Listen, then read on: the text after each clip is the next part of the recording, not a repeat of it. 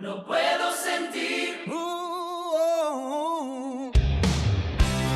No es un sábado más, esto te lo aseguro.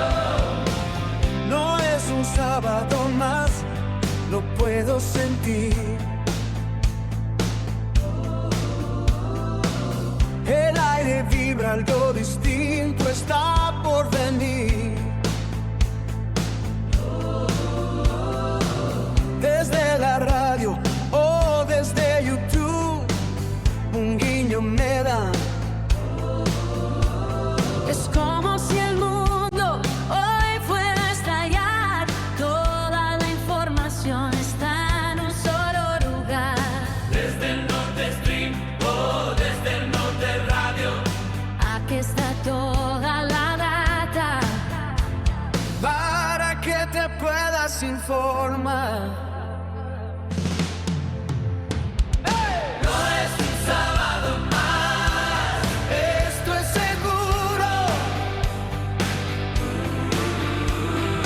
no es un sábado más, Esto te lo aseguro. Cada sábado de 10 a 12, un toque de sugerencias. Para que disfrutes el fin de semana, miles de experiencias. libros, series, moda. Tecnología, porque no un buen vino. También música y viajes para soñar que todo puede ser divino.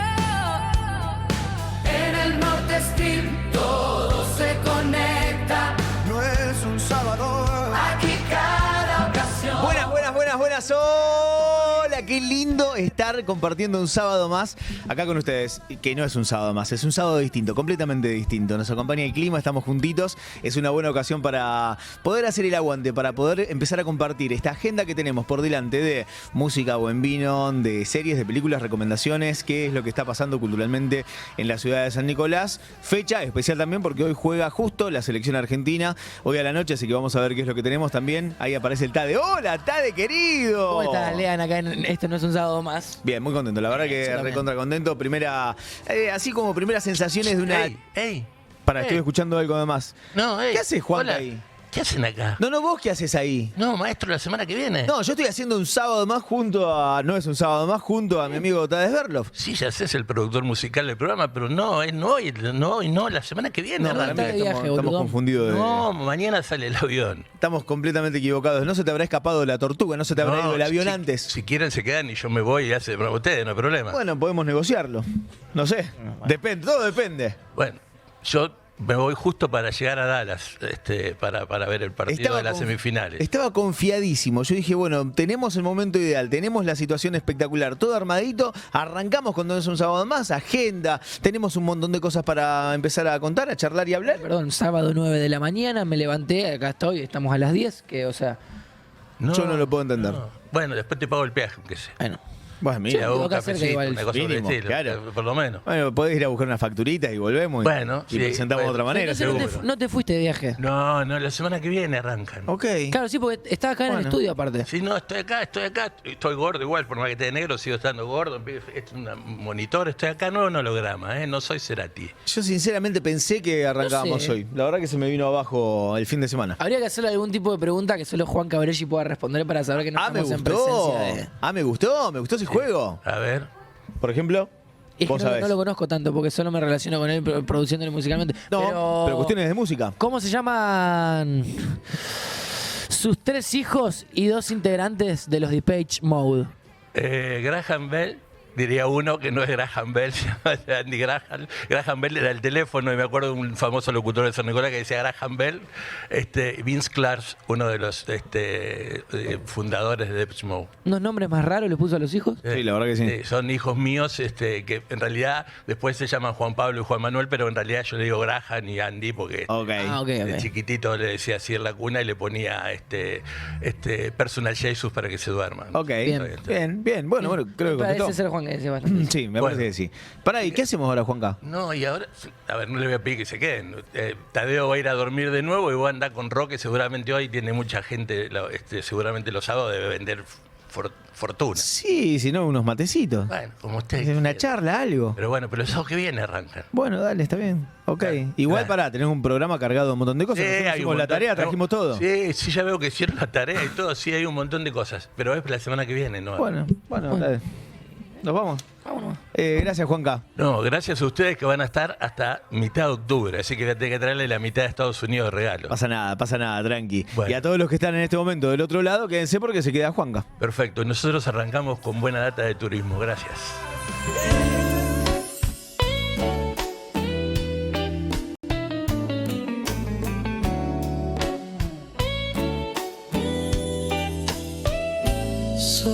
Soñar, viajar, soñar. Una ventana a aquellos lugares que aún te quedan por conocer. Viajar, soñar, viajar. Paisajes que quieren quedarse para siempre en tus retinas. Soñar, viajar, soñar, la montaña o el mar. Viajar, soñar, viajar, las grandes ciudades o aquellos pueblitos perdidos en el tiempo. Soñar, viajar, soñar. Viajar, soñar, viajar.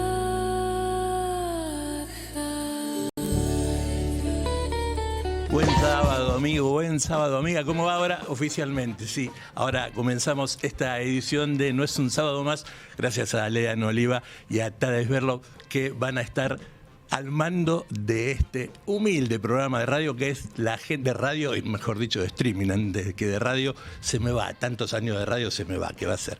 Pero van a estar hasta mitad de octubre porque este es el último sábado que estoy. Ustedes saben que estoy viajando por temas familiares, pero además de salud, uno que está viejo ya tiene esos problemas. Muchísimas gracias a los dos por hacernos el aguante y hacer esta parodia para poder divertirnos un poco y ojalá que les haya gustado a ustedes también. Aquí estamos, como cada sábado, a partir de la hora 10 para hacer cada sábado justamente la agenda del fin de semana en el Stream del Norte y en el Norte Stream. Y vamos a arrancar yéndonos a Ushuaia. Y cuando decimos que nos vamos a Ushuaia, la gente dice, mucha plata vamos a tener que gastar. No, porque la propuesta es hacer unas vacaciones de invierno lo más gasoleras posibles. Por supuesto que hay que llegar a Ushuaia, sea en avión o sea en auto, pero hay que llegar. Y vamos a visitar dos lugares emblemáticos de Ushuaia donde se puede ir con poco dinero realmente. El primer lugar que vamos a mostrarte es eso que está en la pantalla, que es Lagunita Esperanza. Para algunos, según los más antiguos pobladores, era Lagunita Esperanza, pero vino un tipo que compró parte de esa zona y le metió el nombre de Laguna Esperanza. Así que ahora se llama Laguna Esperanza. La Laguna Esperanza es una de las excursiones más recomendadas para quienes visiten Ushuaia, deseen pasar un día lindo, fotografiar hermosos lugares, gastar poco y encontrarse con paisajes realmente espectaculares, reitero, sin tener que gastar mucho dinero. Está ubicada a unos 25 kilómetros de la ciudad, puede visitarse de manera independiente, abonando solamente el traslado hasta el lugar si es que no tenés auto y por ejemplo viajaste en avión hasta Ushuaia. Durante el recorrido, que demanda más o menos unas 3 horas por todo el tramo, los visitantes pueden encontrar increíbles bosques de lengas, turbales y zonas montañosas características de esa región fueguina. En invierno, en esta época, el paisaje se transforma por completo gracias a la nieve, por supuesto, ofreciendo vistas que parecen extraídas de una postal, pero no, es Laguna Esmeralda, está en nuestra Tierra del Fuego, a unos 25 kilómetros de la ciudad de Ushuaia. La laguna suele permanecer parcialmente congelada durante los meses más fríos, generando un escenario de gran belleza. Pero atención, no quieran hacer los locos de pensar que es como lo que hay en el Central Park en Nueva York y quieran patinar sobre la Laguna Esmeralda, porque la capa de hielo es muy finita, no se puede hacer eso, y además hay muchos guías que te recomiendan y que te van custodiando si es que pagaste, por ejemplo, una visita guiada, y si no pagaste una visita guiada no te hagas hacer loco porque estás solito ahí. Es importante para esta época del año, por supuesto, llevar calzado impermeable, ropa de abrigo y consultar siempre las condiciones climáticas, que en esa zona son bastante cambiantes, sobre todo respecto al viento, que suele ser muy fuerte y hay que buscar algún refugio para quedarse. Pero para quienes disfrutan del senderismo y la naturaleza, constituye una de las mejores alternativas de bajo costo de la zona en Ushuaia, Laguna Esmeralda, que antes le decían la lagunita. Bueno, alguien se compró una parte del lugar, se quedó con esa parte del lugar y lo que quedó para que podamos disfrutar todos se llama ahora Laguna Esmeralda en Ushuaia. Y no muy lejos de ahí, también en la zona de Ushuaia, nos vamos a Bahía La Pataya, otro lugar fascinante que además, por otro lado, tenés que gastar muy poca plata para poder visitar los lugares increíbles que tiene. Ubicado dentro del Parque Nacional Tierra del Fuego, Bahía La Pataya es uno de los sitios más emblemáticos del extremo sur argentino. El acceso requiere únicamente del pago de la entrada al parque, por lo que resulta una opción accesible en comparación a otras excursiones que hay en la zona, porque Ushuaia es muy costoso y si vas con la familia ni te cuento la plata que vas a gastar. Pero ahí solamente tenés que pagar la entrada a la reserva del Parque Nacional y listo. Los argentinos pagan mucho menos plata que los extranjeros, como en cualquier parque nacional, y podés pasarte casi todo el día recorriendo un lugar increíble como es la Bahía La Pataya. Este lugar marca el final de la legendaria Ruta 3 que une Ushuaia con el norte más norte del país. Allí se encuentra el icónico y famoso cartel que señala el fin del mundo. Seguramente más de uno habrán visto sacándose la foto que señala que ese lugar es de donde comienza la ruta y termina allí en Jujuy, casi sobre la frontera con Bolivia. Es lejos uno de los puntos más fotografiados por los turistas. Durante esta época, durante el invierno, los bosques nevados, las montañas y las aguas tranquilas de la bahía crean un paisaje único, y además de recorrer los senderos, cierto que son cortitos, pero son muchos los senderos, es decir, te va a llevar un día. Por más que pagues poca plata y creas que en realidad vas a hacerlo rápido, no. Te vas a llevar un día, así que por ahí puedes llevarte algo de comida para poder soportar no solo el frío, sino también para comer, si es que tenés ganas de caminar. Hay muchos lugares que están bien demarcados y además hay muchos lugares donde te marcan que no tires la basura. Por supuesto, menos hacer fuego, eso está recontra claro. Es posible observar además aves autóctonas y senderos que tenían los antiguos habitantes de la zona. También hay distintos miradores naturales hacia lo que es la bahía, lo que hace que los amantes de la fotografía estén de parabienes, porque de distintos ángulos hay distintos paisajes. Parece que siempre estás en el mismo lugar, porque estás en el mismo lugar, pero los paisajes desde distintos miradores hace que todo se vea un poco diferente, y además se puede también adentro del parque conocer la historia de los pueblos originarios de la Tierra del Fuego. La visita puede realizarse, decía, durante todo un día. Si tenés poco tiempo, a lo mejor la haces en mediodía y no haces todos los senderos, y descubrir algunos de los paisajes más representativos de Ushuaia sin la necesidad de contratar un guía, porque entras al parque y lo primero que te dicen en el parque es: acá no podés hacer otra cosa que caminar, conocer, disfrutar, fotografiar. Así que nadie te engañe si vas para allá y que quiera venderte un tour a Bahía La Pataya, porque solo hay que pagar la entrada al Parque Nacional y se terminó, no hay que pagar ningún mango más. Ambas propuestas combinan naturaleza, aventura moderna y algunas de las mejores vistas que suele ofrecer lo que llamamos nuestro fin del mundo, que es Ushuaia, que en realidad no es así, porque gran parte de la Antártida también nos pertenece. Bueno, está bien, después nos pelearemos con quien haya que pelearse, pero en realidad nosotros te estamos dando la oportunidad de conocer 2 lugares en Ushuaia y no gastar mucha plata, que hoy en día eso ya es mucho decir. Bahía La Pataya, solo pagar la entrada a la reserva del Parque Nacional y poder estar todo un día entre los distintos senderos y entre los distintos miradores y caminar tranquilamente. Hay lugares para descansar, no te vas a andar molestando de estar todo el día caminando porque puedes sentarte, hay algunos paradores con bancos y refugios interesantes. Y también la Laguna Esmeralda, un lugar precioso por el color para fotografiar, pero atención, siempre llevar ropa impermeable y mucho abrigo, porque más allá de la nieve y el frío que suele hacer en el invierno en esa zona, estamos hablando de Ushuaia, lo que molesta, sobre todo en esos lugares tan abiertos, tiene que ver con el viento, que es tan cambiante y que en realidad por ahí puede llegar a darte algún dolor de cabeza. Lo que ya no es cambiante es la tecnología, porque en realidad va avanzando y ya más que cambiante es asombrosa. Así que te vamos a dar dos noticias que tienen que ver con la tecnología que han pasado en estos últimos días aquí en No es un sábado más. Dicen que hay máquinas que ya piensan por nosotros. Dicen que nuestro celular es nuestro nuevo cerebro. Dicen que Dicen que la novedad ya pasó de moda. Dicen que el avance es mucho más rápido que nuestro pensamiento. Dicen que ya nada es primicia. Dicen que amarás a la tecnología por sobre todas las cosas. Es el nuevo primer mandamiento.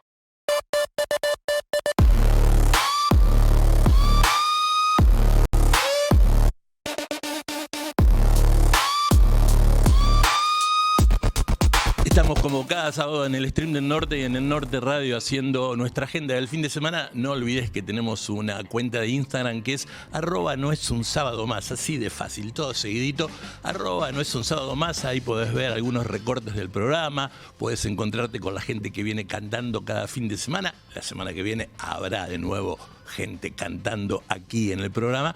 Y además, no solamente está la cuenta de Instagram de No es un sábado más, sino las redes sociales del norte que cada vez están mejores, así que te las recomiendo y mucho.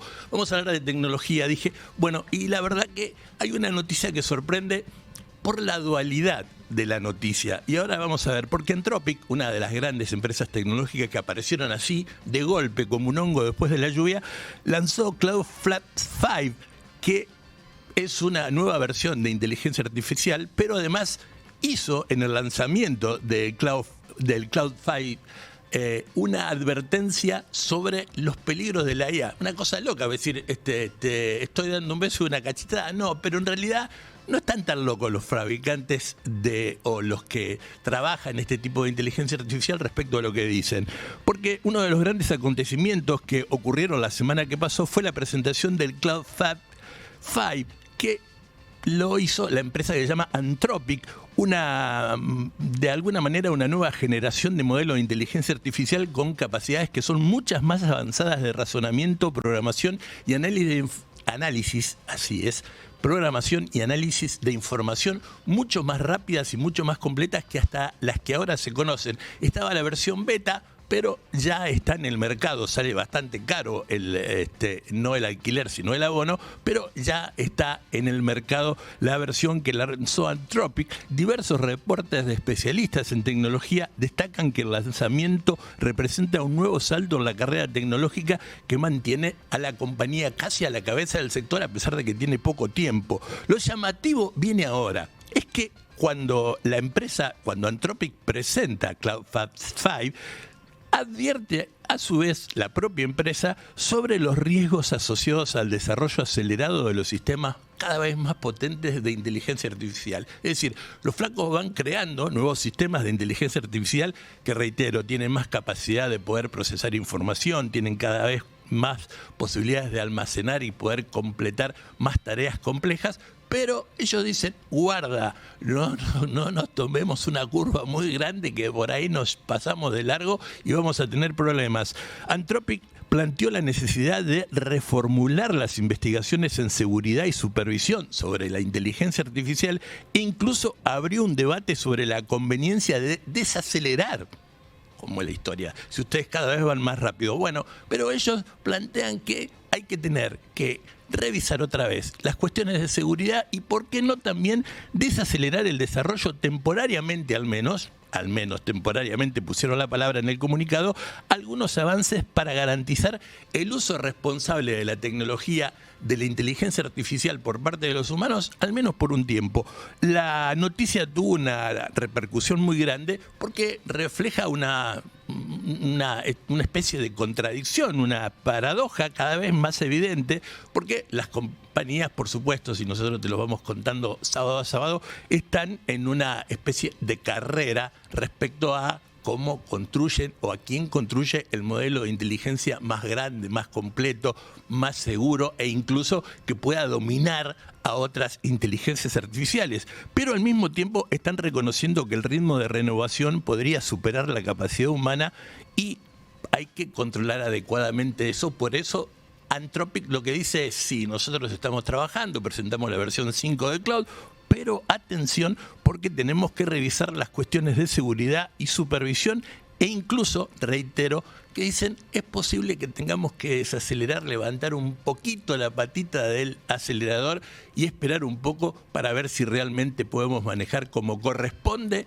el tema de la inteligencia artificial. Una paradoja, pero bueno, por lo menos se van dando cuenta de que por ahí la cosa a lo mejor se complica un poco más y no es tan fácil todo como algunos creían que el hombre dominaba a la inteligencia artificial a su antojo. Por otro lado, una compañía así que es muy conocida, pero que no quiere quedarse atrás respecto al tema de la inteligencia artificial, como Microsoft, acaba de presentar Majorama 2 y dio un paso clave en lo que se viene en computación, que es la computación cuántica. Microsoft anunció formalmente que a partir del mes de agosto va a poner a la venta Majorama 2, que es el nuevo chip cuántico desarrollado por Microsoft. La compañía afirma que el avance mejora significativamente la fiabilidad de los qubits y podría acelerar la llegada de computadoras cuánticas comerciales más o menos viables hacia el año 2029 y que en tu casa tengas una computadora cuántica.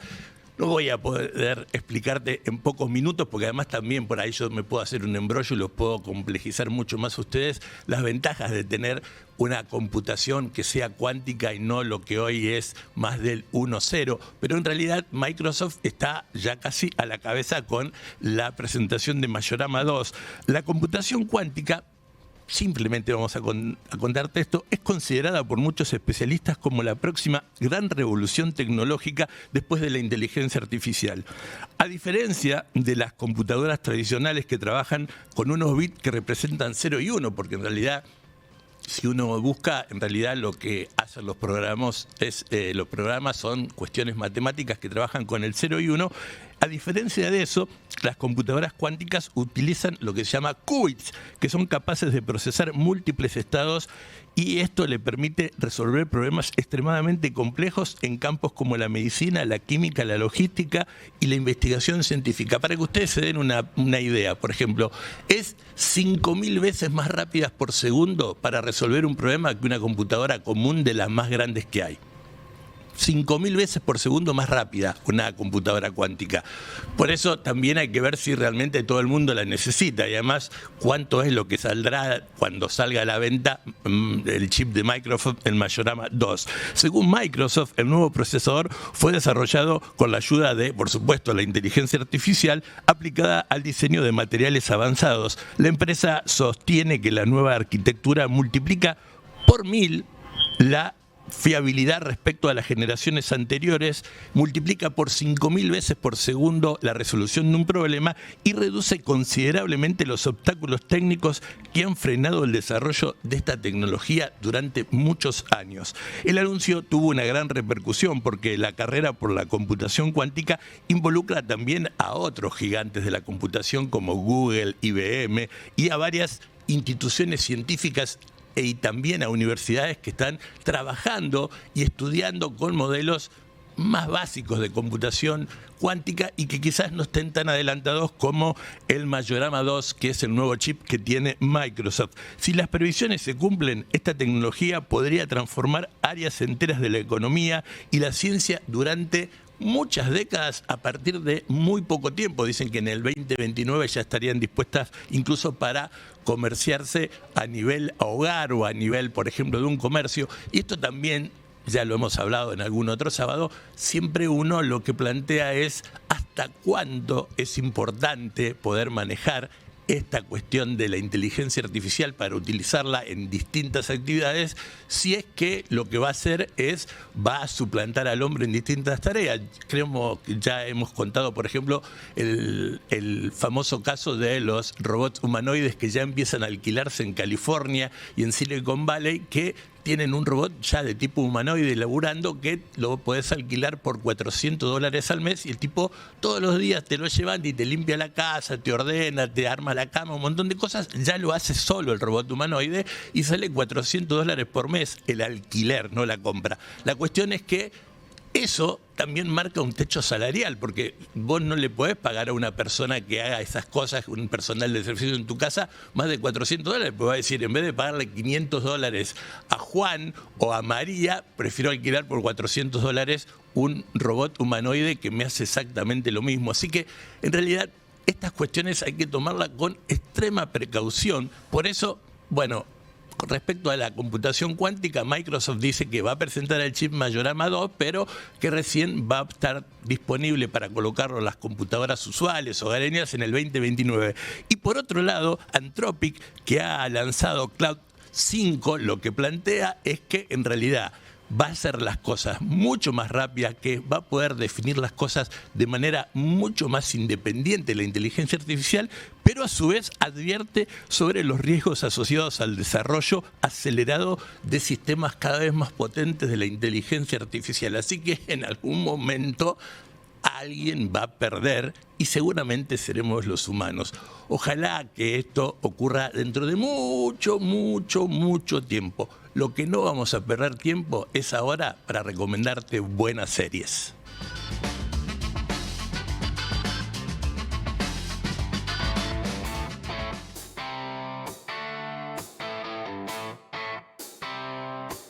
En la pantalla, mundos que arden, dragones vuelan, reyes pelean, un crimen suelto en la ciudad y yo aquí sin despegar. Dale play, no pares más, el control remoto tu mejor aliado será. Seres que atrapan, te hacen volar, maratón en el sofá.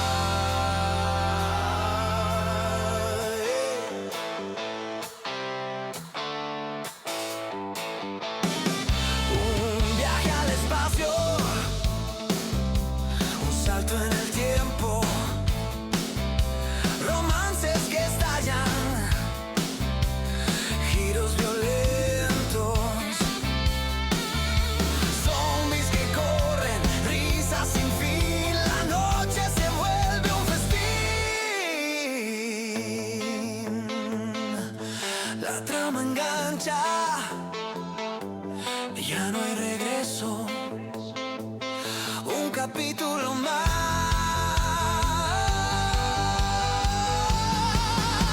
Después me ocupo de eso. Dale play, no pares más, el control remoto tu mejor aliado será.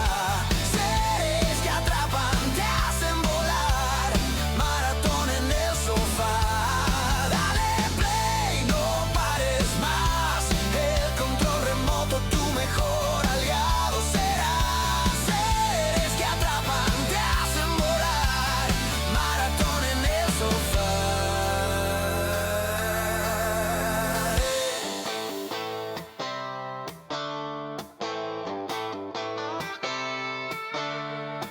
De la comedia al suspenso intenso, historias que laten puro consenso. Cada episodio, un nuevo universo, un capítulo más.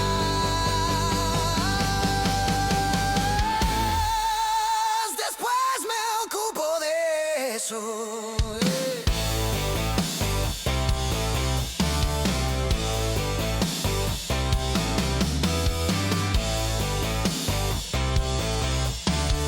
Recordamos que a partir del próximo sábado aquí en No es un sábado más va a estar la conducción del gran Lean Oliva junto con la producción musical de Mateo Sberlot. Yo voy a estar bastante tiempo, casi hasta mitad de octubre afuera, así que espero que lo reciban bien y además por otro lado es un profesional de altísima gama, Lean, así que seguramente todo irá sobre ruedas, acompañado por Tadeo y además por Belu, Leo y Judith, que hacen maravillas cada uno en su lugar. Prometimos hablar de series, bueno, vamos a hablar de dos series que están dando mucho que hablar, una en Netflix y otra en HBO.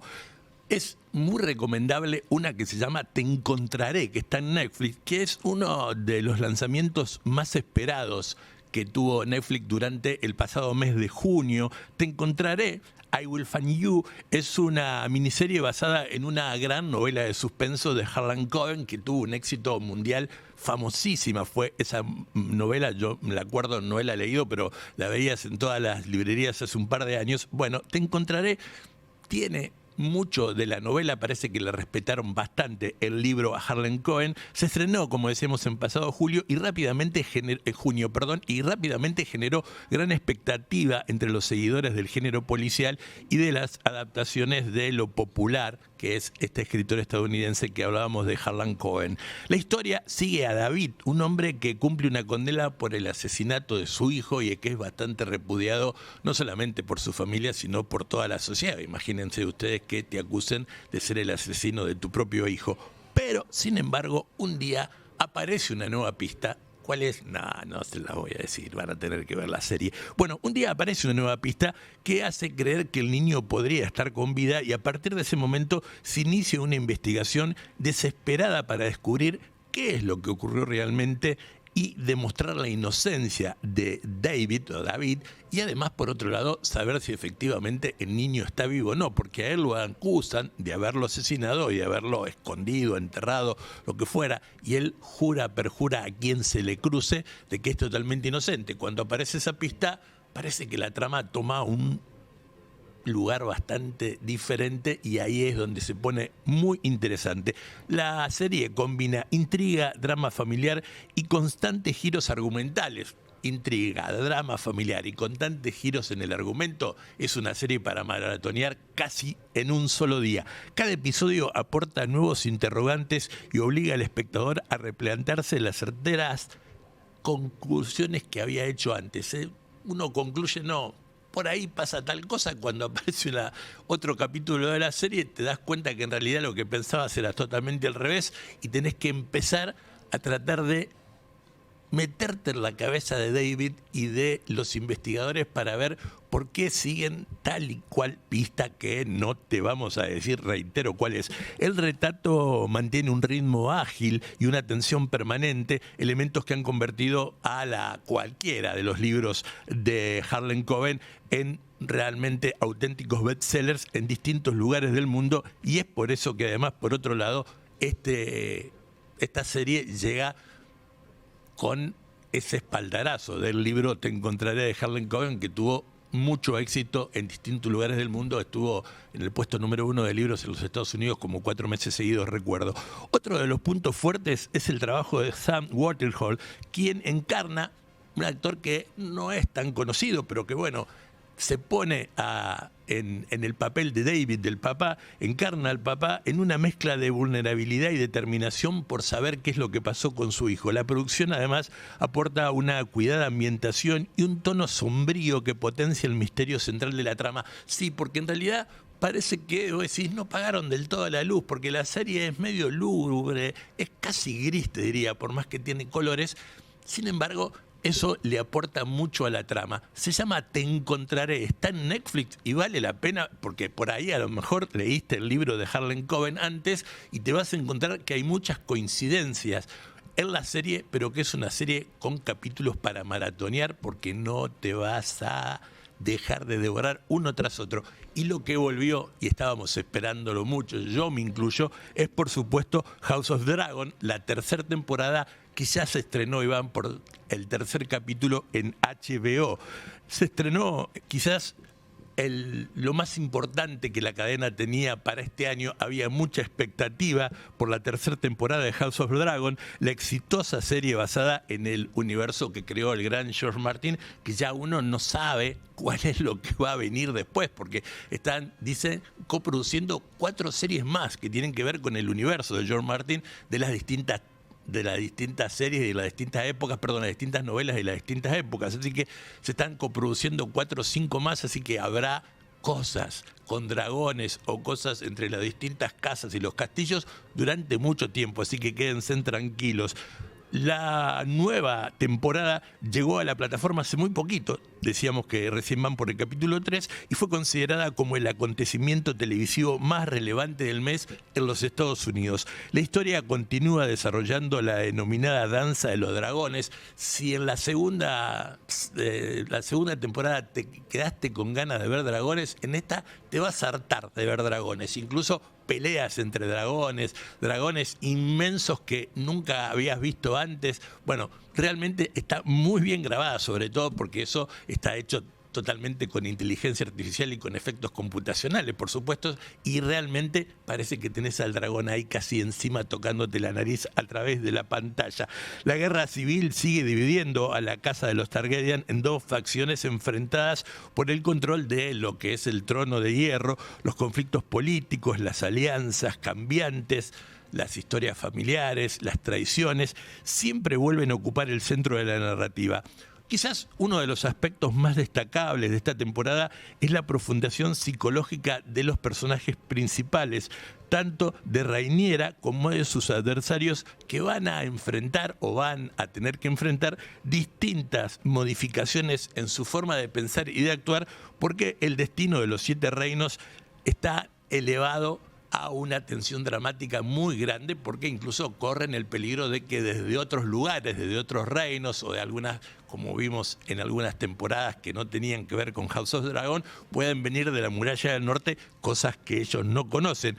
A todo esto se le suma un despliegue visual, como les decíamos, realmente increíble. Las escenas protagonizadas por los dragones, los escenarios monumentales y la calidad de los efectos especiales mantienen el estándar de producción que convirtió a la serie en una de las más exitosas y vistas en todo el mundo. La combinación de espectáculo, de intrigas palaciegas, de dramas, de amores, de odios, de traiciones, siempre explican el porqué de un regreso de una franquicia como el House of Dragon. Siempre tiene éxito, por más que sea esta la temporada 3. Dicen que va a haber 5 temporadas de House of Dragon. Aparte van a seguir apareciendo otras cosas, reitero, del universo de George Martin.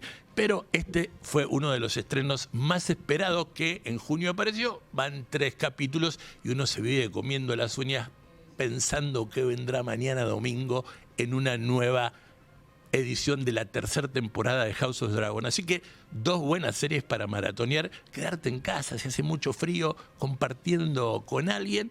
Primero, Te encontraré, un policial con mucha intriga de un papá que es acusado, ya veremos si justa o injustamente, sobre la muerte de su hijo, sobre todo de la desaparición, porque en realidad todo el mundo lo considera como muerto, o que el papá asesinó a su propio hijo, pero el cuerpo no está. Aparece una nueva pista que es muy importante y que no se las voy a contar, y a partir de ahí empieza una carrera desesperada de David, del papá, por un lado para sostener de que él es realmente inocente, y por otro lado para poder de alguna manera encontrar a su niño que está perdido. ¿Lo logrará? Habrá que verla. Está en Netflix, estamos hablando de Te encontraré. La otra es House of Dragon, la tercera temporada que está por HBO.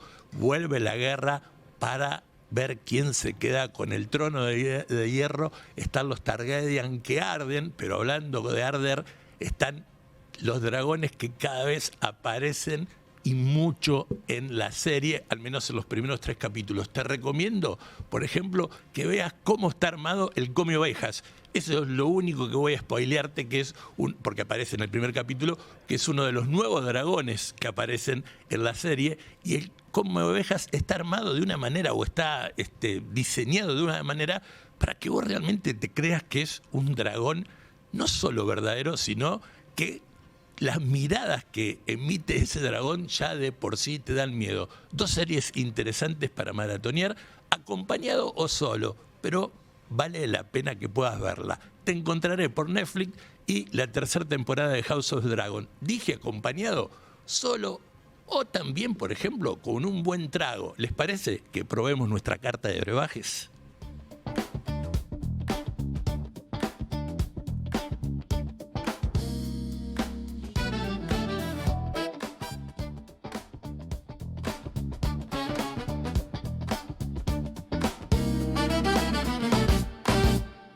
Hoy presentamos un vino tinto, oscuro como un laberinto. Se lleva bien con quesos suaves para esas noches largas y estar con quien ya sabes. Carta de brebajes, sabores sin fin, un sorbo de magia. Empieza aquí, maridajes perfectos, un mundo sutil. En cada copa un sueño febril. Un blanco fresco, limón y miel, va con mariscos, es puro placer. Si buscas algo más atrevido, un cóctel de ron es un fuego encendido. Carta de brebajes, sabores sin fin, un sorbo de magia. Empieza aquí, maridajes perfectos, un mundo sutil. En cada copa un sueño febril. Te atreves con burbujas de champán, brillan como estrellas en el diván. Un whisky añejo con hielo solo en un vaso de cristal, o un mezcal ahumado que nunca se va. Carta de brebajes, sabores sin fin, un sorbo de magia. Empieza aquí, maridajes perfectos, un mundo sutil. En cada copa un sueño febril.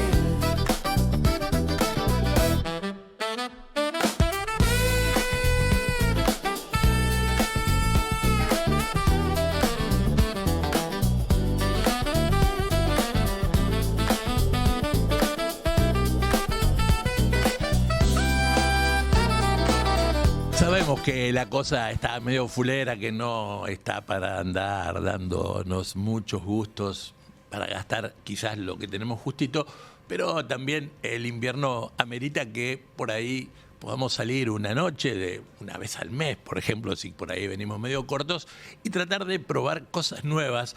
Siempre tratamos de traerte cosas que sean lo más baratas y que por eso no tienen que ser malas, pero de vez en cuando también tenemos que ver que podemos probar cosas de alta coctelería, ¿no? En el invierno nuestros abuelos por ahí se refugiaban en, no sé, la caña ley, en la ginebra bols, en el cognac Tres Plumas, en el anís Ocho Hermanos. Pero bueno, ahora podemos entrar a ver que hay distintos tragos que realmente representan a la alta coctelería, que quizás nosotros no lo conocíamos, pero que tienen muchos años y que en lugares quizás un poco más lujosos a lo que nosotros estamos acostumbrados, o al menos digo yo, no digo por qué involucrarlo a todos, hay tragos que valen la pena probar antes de irse de este bendito invierno. ¿Les parece?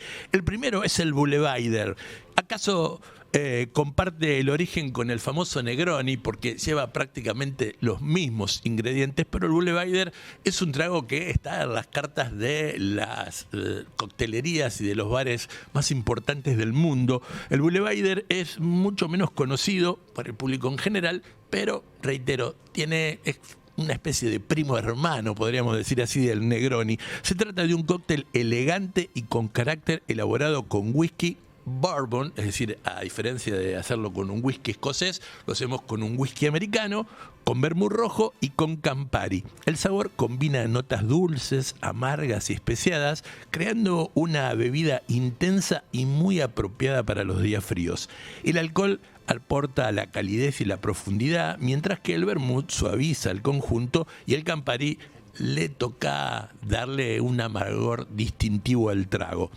es muy fácil, bueno, quizás no lo tenga todos en casa y habrá que ir a buscarlo por algún boliche para tomar algo. Son 45 mililitros de bourbon, de whisky americano, 30 mililitros de vermú rojo, 30 mililitros de Campari y una cascarita de naranja, como el garnish que le dicen ellos, para decorar la copa. Así que 45 mililitros de bourbon, 30 mililitros de vermú rojo, 30 mililitros de Campari. Hay que colocar todos los ingredientes en un vaso mezclador, de esos vasos de los que usan los bartenders, con un toque de hielo. Revolver durante unos segundos, no mucho, hacer que se enamoren entre ellos el Campari, el bourbon y el vermú, y servir en una copa baja con un toquecito de hielo, decorar con una rodaja de naranja. Y ahí está el Boulevard, que reitero, tiene mucha similitud con nuestro conocido Negroni, nada más que este lleva bourbon, además de Campari y vermú rojo. El segundo es un trago un poco más exquisito y quizás complejo de ubicar aquí, pero bueno, no es tan difícil conseguir los ingredientes. Es el Vieux Carré, que nació en New Orleans.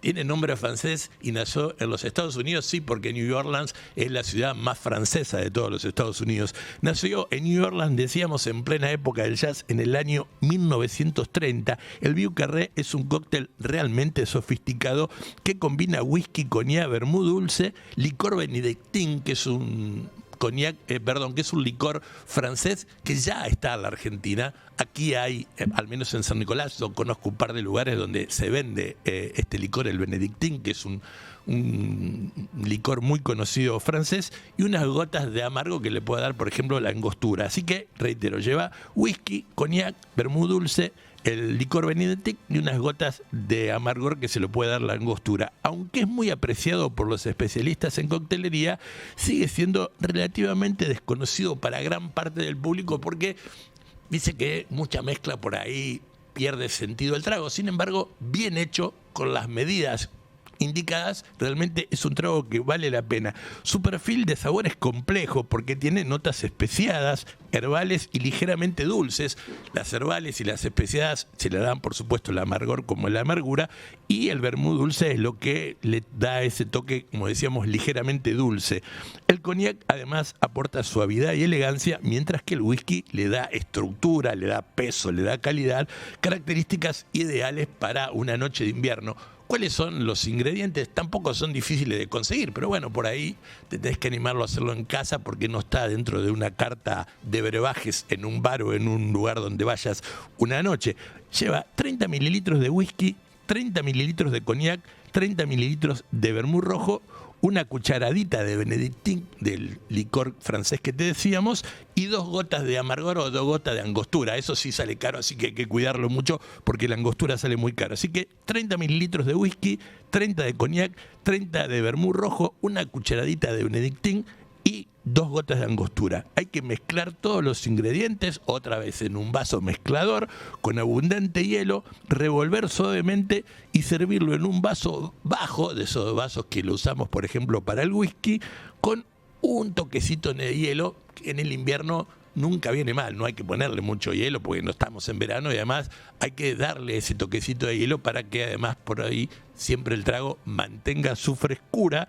Decorar con una cáscara de limón y realmente vas a tener un trago que quizás a lo mejor te lleve escuchando un disco o un CD o estés viendo en YouTube o en la tele un concierto de jazz a New Orleans en los años 30. El Vieux Carré, que tampoco es difícil de hacer, pero por ahí hay donde vas no lo conocen. El último se llama B&B y es recontra fácil de hacerlo porque es brandy y benedictín. Estábamos hablando justamente de este licor francés y bueno, un gran trago que sí está en las cartas de las mejores coctelerías del mundo es el B&B, que es uno de los tragos clásicos que van quedando, aunque relegados en el tiempo. Los conocedores de aquellas personas que saben mucho de coctelería dicen que el que lo sabe hacer realmente te va a dar un trago espectacular. Pero ¿resulta perfecto para los días fríos? Sí, porque se toma con poquito hielo y es un trago interesante y sobre todo distinto a lo que tomamos generalmente.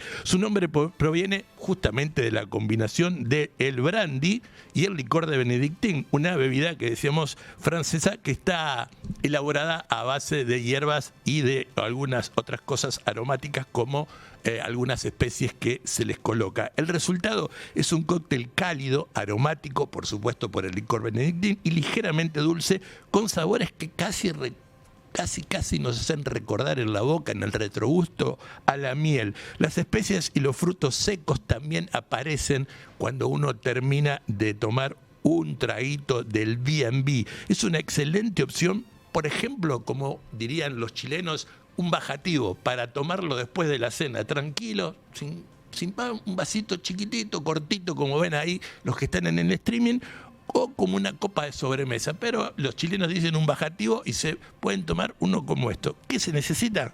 45 mililitros de brandy o de coñac. Si no tenés brandy lo puedes hacer con coñac. 25 mililitros de Benedictín, de este licor especiado de hierbas que es francés, y hielo, un toquecito para refrescarlo. Hay que colocar ambos ingredientes en un vaso corto, como el que estamos viendo en el stream.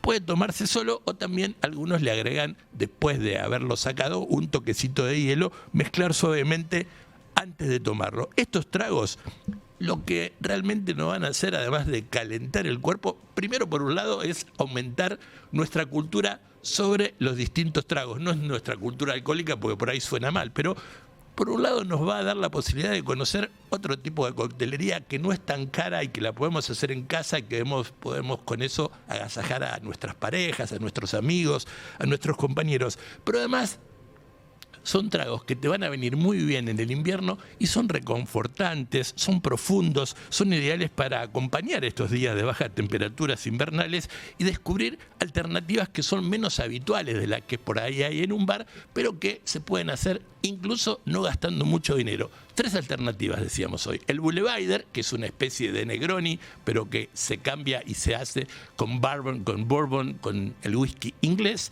El Petit Carré, que es un trago de los años 30, nacido en New Orleans, en los Estados Unidos, que mezcla whisky con coñac, con vermú y con un par de gotitas de angostura. Y el B&B, que recién hablábamos, que es brandy Benedictín, que se sirve poquito. Si ustedes vieron las fotos, es cortito el trago. Ahora, no tenés brandy porque no estás en Inglaterra, puedes usar un buen coñac y va a quedar muy, pero muy bien. Aquí estamos. Esto es como cada sábado a partir de la hora 10. No es un sábado más en el stream del norte y en el Norte Radio. Ahora es momento de contarte algunas cosas que tienen que ver con el deporte.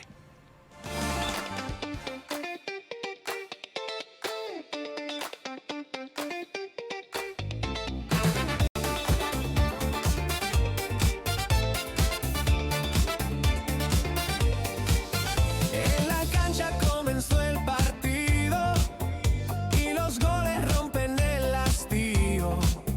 La red vibra con el latido del grito eterno y bravío. La pelota no para nunca de rodar, como el sol en su carrera. Los aplausos son la luna que ilumina la bandera en la tribuna. Aquí la data de deportes, no te distraigas más, la pasión no tiene freno. Empieza ya a jugar, del estadio a la pista, al agua y al ring, el mundo en su swing.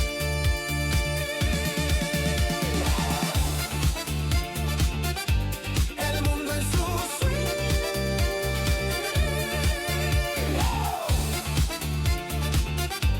El mundo en su swing. El tenis golpea con fuerza. El saque es pura destreza. Mientras los motores rugen, los pilotos muestran su destreza. Aquí la data de deportes, no te distraigas más, la pasión no tiene freno. Empieza ya a jugar, del estadio a la pista, al agua y al ring,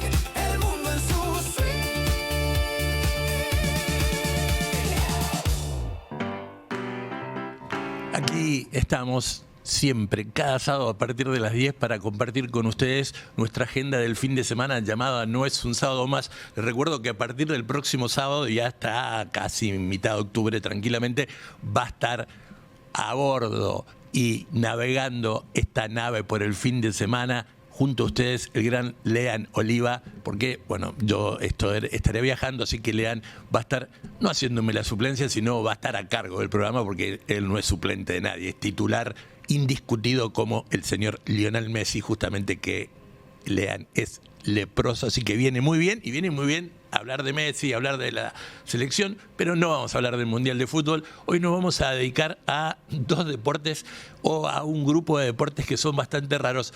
Bueno, con respecto a los X Games, hay dos versiones, porque lo podríamos traer a Kuma de Días Oscuros Tenemos Todos para que nos pueda de alguna manera explicar cuáles son los juegos que entran en los X Games, pero en realidad los X Games verdaderos, los que bancan todo, la gente de Red Bull, que el dueño de Red Bull tiene mucha guita, porque las cosas más raras y más intrépidas, no solamente tiene 2 escuderías en Fórmula 1, por más que las tenga compartidas con otra gente, son los X Games, que sobre todo tienen cosas que tienen que ver con el Sky, con el BMX y con otras especialidades dentro del deporte. Por ejemplo, a mí me encantan los campeonatos esos que hacen de acrobacias aéreas, pero a mí me encantan.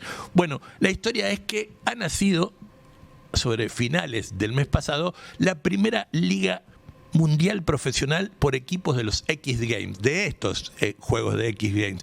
Una de las noticias más llamativas realmente fue al final de este mes que pasó, que se lanzó casi de golpe la liga de X Games, que se llama XGL, una transformación histórica de lo que son los deportes extremos. Por eso eran los juegos X, X tenía que ver con extremos. Por primera vez, disciplinas como el BMX, las bicicletas esas que andan rápido, pero no por la ruta, que son chiquititas y que van saltando obstáculos o yendo por distintos desniveles. Bueno, las bicicletas BMX, el skateboarding y también las motos X dejarán de competir exclusivamente de manera individual para hacerse ahora también bajo formato por equipos y con franquicias. El debut oficial ya se produjo, fue el fin de semana entre el 26 y el 28 de junio, hace muy poquitito, en la ciudad de Sacramento, en los Estados Unidos. La novedad generó una enorme expectativa porque introduce un sistema similar al de las grandes ligas profesionales de otros deportes como el fútbol, el básquet, u otro que se te ocurra, o el béisbol en los Estados Unidos, porque en realidad lo que además a través de eso lo que hay es un gran negocio, porque las franquicias se venden. Ya hay 4 franquicias que comenzaron a trabajar en la Liga Mundial por Equipos y estuvieron allí en la ciudad de Sacramento, que son representando a ciudades. La plata la ponen los empresarios, pero representan a ciudades. Las 4 primeras franquicias son New York, Los Ángeles, Tokio y Sao Paulo, y van a competir acumulando puntos a través de los atletas, algo nunca visto en la historia de los deportes de acción, porque antes iban solos, es decir, había campeonatos de BMX o había campeonatos de motos X o lo que fuera, pero no había una competición por equipo donde se iban sumando los puntos para determinado equipo, o en este caso para determinada franquicia. Además del aspecto deportivo, el evento reunió a más de 100 especialistas de BMX, de skate y de motos X, junto con espectáculos musicales y actividades variadas para los aficionados. La combinación de realmente deporte extremo, cultura urbana y entretenimiento convirtió a este lanzamiento de la Liga Mundial de Equipos de X Games en uno de los acontecimientos más comentados del deporte durante los últimos meses. La creación de esta liga, que fue por supuesto auspiciada por Red Bull, pero que vende la franquicia, repito, representa un cambio profundo para disciplinas que históricamente se identificaban por una especie de libertad individual, es decir, había torneos pero eran cada uno jugaba por su parte, y también por la creatividad personal o por cómo cada uno iba manejando los puntos que obtenía en cada una de las especialidades. Bueno, ahora perteneces a una liga y necesitas hacer la mayor cantidad de puntos para que tu equipo, tu franquicia, pueda ganar cada una de las fechas que habrá. Repito, por ahora hay 4 franquicias, pero hay a la venta 6 más, porque quieren hacer 10 en la liga. Las 4 franquicias que hay son, como decíamos, New York, Tokio, Los Ángeles y Sao Paulo. Representa, decíamos, un cambio muy profundo en lo que históricamente fue deportes individuales, y ahora los deportistas deberán combinar estas cualidades con estrategias colectivas para llevar a su equipo a ganar un campeonato. Así que habrá que ver cómo habrá de comportarse esta nueva Liga Mundial de Deportes X, auspiciada por Red Bull, pero están a la venta las franquicias. Si te sobra algún cobre, por ahí querés tener un equipito, no hay ningún tipo de problemas. La segunda noticia tiene que ver con algo que es mucho más tranquilo, que es para gente que tenga mucha paciencia y que tenga mucha inteligencia, pero además tiene que ver con la geopolítica, porque hay una nueva suspensión para los deportistas rusos, y uno empieza a pensar ya si la cosa no se le está yendo de la mano, porque ahora se ha suspendido a los ajedrecistas rusos por parte de la Federación Internacional de Ajedrez, y esto ha despertado, la verdad, que bastante polémica en distintos lugares del mundo, porque aunque muchas veces no se incluye dentro de los deportes tradicionales al ajedrez, es un lugar muy competitivo y que representa realmente a muchísima gente. Bueno, ¿qué pasa? No vamos a nosotros a descubrir nada de contarles el conflicto que hay entre Ucrania y Rusia, y que Rusia ha sido permanentemente castigada, no solamente desde el punto de vista político, yo no me voy a meter en esos análisis, pero sí permanentemente castigada en distintos deportes, a tal punto de que tiene prohibido, por ejemplo, la competición en los Juegos Olímpicos. Bueno, la guerra de Rusia con Ucrania, o la invasión de Rusia a Ucrania, lo que ha planteado es que la Federación Internacional del Ajedrez ha decidido suspender a los ajedrecistas rusos, tanto a varones y mujeres, de las distintas competencias de ajedrez que hay por todo el mundo.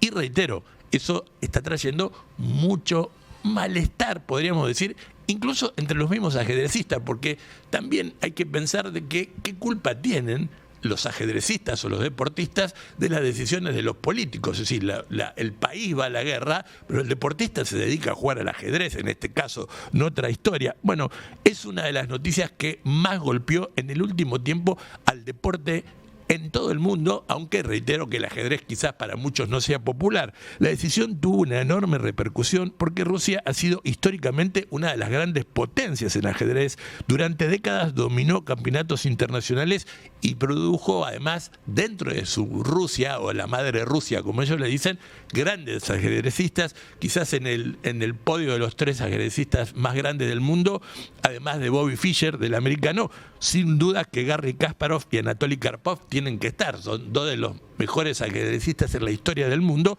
Bueno, Rusia sigue teniendo buenos ajedrecistas, pero ahora cayó la suspensión, de manera de que es imposible que un ajedrecista, varón o mujer, provenga de Rusia, que pueda participar en las competiciones, porque la Asociación Internacional del Ajedrez, en función al conflicto que Rusia tiene con Ucrania, decidió también suspender a los ajedrecistas de las competencias. La Federación Rusa dice que hará, por supuesto entró en debate, y que hará una apelación internacional sobre la participación de los deportistas, y además, por otro lado, adquiere una dimensión política y geopolítica muy importante, poco frecuente para el ajedrez, que todo el mundo dice que es el juego ciencia, y reitero, los ajedrecistas no tienen nada que ver con la decisión de los políticos.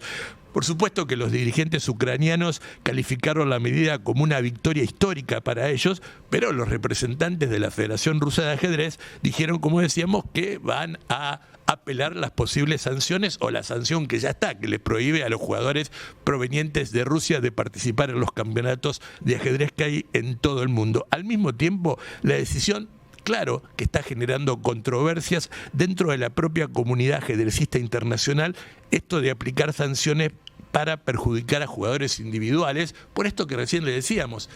El fulano no tiene la culpa de que el país entre en un conflicto o tenga determinada cuestión de guerra o determinada cuestión comercial con un país o con una zona. Es un deportista, salvo que sea un soldado y que tenga que ir a la trinchera o alguna cosa por el estilo, el tipo no tiene la culpa, y ahora le prohíben, ya reitero, desde hace como 2 o 3 años no pueden participar en las Olimpiadas, Uno de los deportes que seguían participando era el ajedrez, quizás uno de los deportes más históricos y además, reitero, denominado el juego ciencia, el ajedrez, que había parido en Rusia a jugadores como Garry Kasparov y Anatoly Karpov, pero ahora finalmente una de las últimas instituciones deportivas que no habían hecho sanciones contra Rusia era la Federación Internacional del Ajedrez, y ahora ya suspendió a los ajedrecistas rusos de las competencias internacionales.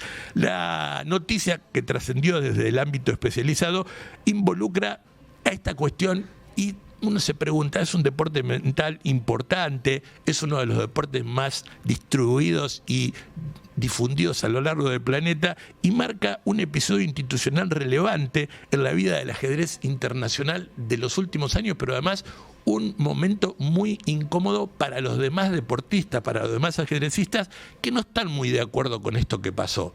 ¿Está claro? Es decir, es más, en algún momento ya hay un grupo de ajedrecistas de Europa, incluso la OTAN, que la estaba por ayudar a Ucrania, que están planteando seriamente no presentarse en los próximos torneos por esta suspensión que le hicieron a la Federación Rusa de Ajedrez, la Asociación Internacional de Ajedrez. Es decir, lo que plantean ellos es lo siguiente: el ajedrez, un juego individual como pocos, tiene casi nada que ver con el tema de la guerra. La cuestión geopolítica pasa por otro lado, pero bueno, ahí están. Otra vez los rusos la ligaron, ya no podían competir en los Juegos Olímpicos, no podían competir en una serie de otras disciplinas deportivas, y ahora llegó la suspensión desde la Asociación Internacional de Ajedrez. Mientras tanto, nació la Liga de los Juegos de X Games, que la patrocina Red Bull, pero que tiene a la venta distintas franquicias. Por ahora arrancaron 4, la de New York, la de Los Ángeles, la de Tokio y la de San Pablo,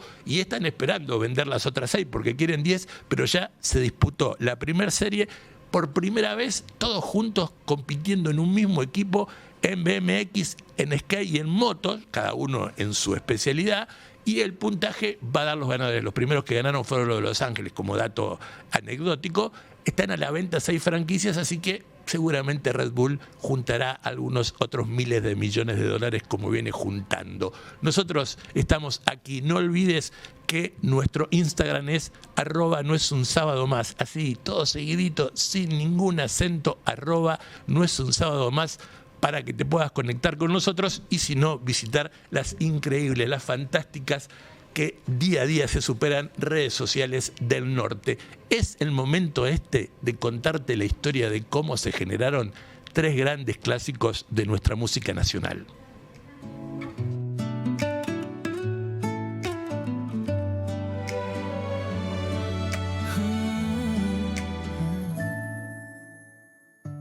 Una guitarra lloró en el rincón,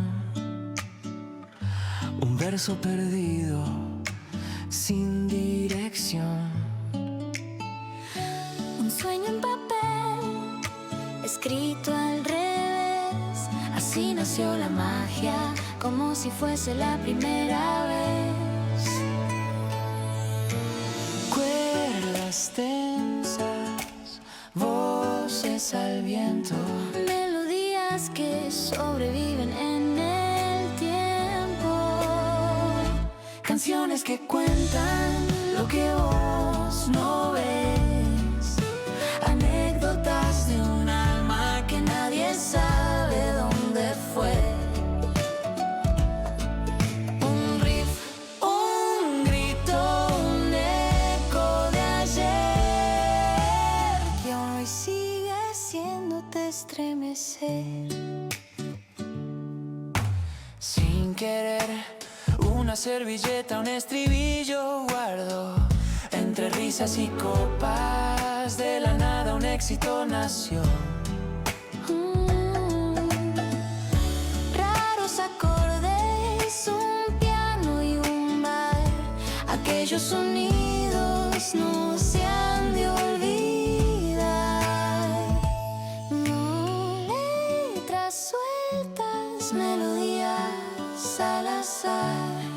Secretos que el corazón ya no quiere guardar. Canciones que cuentan lo que vos no ves.